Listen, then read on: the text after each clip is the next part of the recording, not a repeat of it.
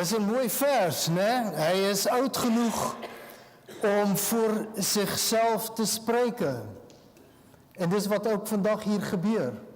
2 jongeren die oud genoeg zijn, Johan en Tessa, om voor jullie zelf te spreken. Lieve mensen, lieve gemeente van Christus. Vandaag doen 2 jongeren hun geloofsbelijdenis. Nou, het is een moment dat wij in deze tijd misschien minder vaak zien. Toch hebben Johan en Tessa heel bewust deze stap gezet. Hun geloofsbelijdenis betekent niet dat zij beweren alle antwoorden te hebben. Of dat zij doen alsof zij de Bijbel, God, Jezus of het geloof niet volledig doorgronden. Maar voor hen is het vooral een voortzetting van een reis. Zij groeiden op in Zuid-Afrika, ver van hier. Te midden van gelovige families. En nu bevinden Johan en Tessa zich in een nieuw land en een nieuwe cultuur. Voor hen beiden is vandaag ook een nieuw begin. Een stap van vertrouwen. Een stap waarmee ze zelf de verantwoordelijkheid dragen voor hun eigen geloofsleven. Ja, ik kan nu zelf spreken.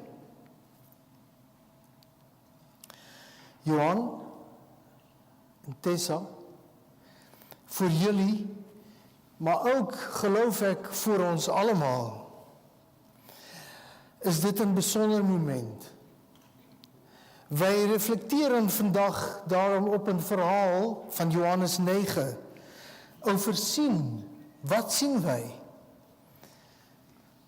Nou, lieve gemeente, vanwege afstand hadden Johan en Tessa en ik regelmatig Zoom-gesprekken. Catechisatie over Zoom. Nou, het kan ook. Uit die gesprekken hebben wij gevoerd, weten jullie 2, dat de 4 evangeliën niet allemaal dezelfde zijn. Johannes is toch wat anders. De evangelie komt vanuit het hart. Een geest van iemand die een leven lang heeft nagedacht over de persoon van Jezus. En over wat hij in deze wereld heeft gebracht. Het is op een echt diepzinnige manier geschreven. En de evangelie verwijft de schrijver eenvoudige woorden met vaak diepere betekenis. Zoals zien, of echt zien, al kijk of blind zijn en inzicht. En onze lezing heeft het woord vele lagen. De man is blind, hij kan niet zien, maar Jezus ziet hem wel. Jezus geneest hem, maar in de eerste instantie weet de man niet wie het is. De Farizeeën, die kan zien, hebben geen inzicht. Ze geloven niet. En uiteindelijk ziet de man met andere ogen, met zijn hart, met geloof. Bij Johannes is er altijd een beweging van de fysieke naar de spirituele. En dit gebeurt ook vandaag. Hier ben ik, fysiek, maar ik geloof. Er is ook iets anders. Ook wij, lieve vrienden, leven in een wereld van zien en niet zien.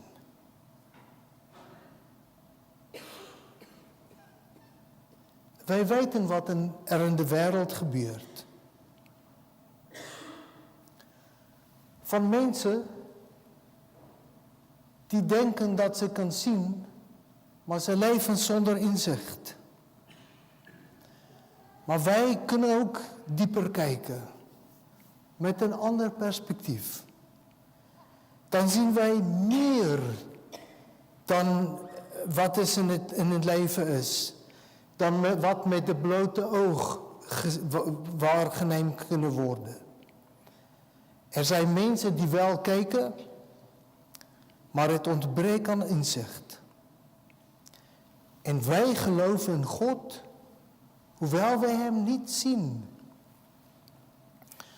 Johan en Tessa, en dat is het geschenk dat God jullie vandaag aan herinnert. En dit is een gedachte die ik jullie twee wil meegeven.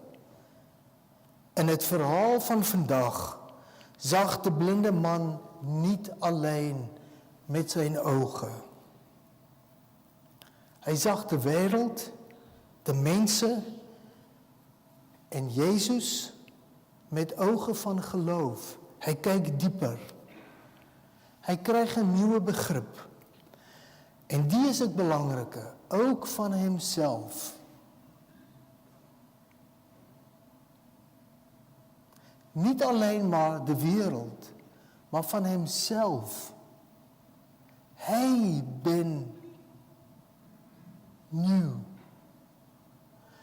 Kijk daarom, Tessa en Johan en lieve mensen, ook naar jezelf vandaag op een nieuwe manier. Ik ben wat meer dan alleen maar Jan of Piet. Ik ben meer dan alleen maar een kind van mijn ouders of een opa. Ik ben meer. Ik ben iemand die echt kunnen zeggen, God, kijk naar jezelf op een nieuwe manier. En dit gebeurt in dit verhaal. Mag het, Johan, voor jou en Tessa en iedereen van ons, dat het leven dieper wordt. Dat wij kunnen zeggen, ja, ik zie niet alles. Maar in een wereld van pijn en oorlog en geweld zie ik ook liefde. En zie ik mezelf als iemand die anders kunnen zijn. Wat verander? Ik noem een paar. Mijn identiteit in Christus. In plaats van jezelf definiëren door prestatie en populariteit of fouten, behoort jullie aan Christus. Tweedens, je bent vrij van oude labels. Geloof helpt je om de labels die anderen op je werpen weg te werpen. Je bent te jong of te oud of te gewoon. Nee, jij behoort aan God.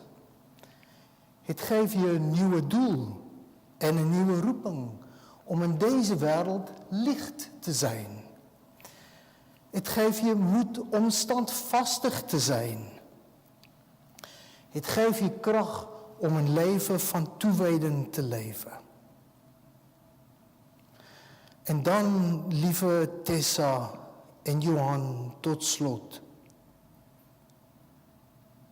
Tot slot, maar zekerlijk niet onbelangrijk.